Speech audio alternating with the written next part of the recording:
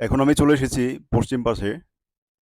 এখানে সরকারি কর্মকর্তা এবং কর্মচারীদের থাকার বাসভবন।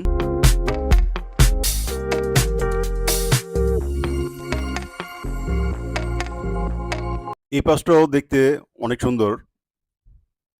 এখানে সুইমিং পুলের ডিজাইনে একটি পুকুর করা হয়েছে। দুই ধারে ভবন তৈরি করা হয়েছে। প্রত্যেকটি ভবন থেকে এর সৌন্দর্য উপভোগ করা যায়।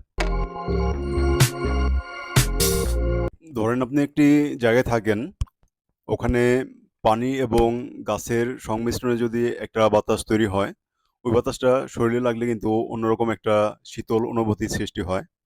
এখানে সেই পরিবেশটাই এখানে দেখতে পাচ্ছি।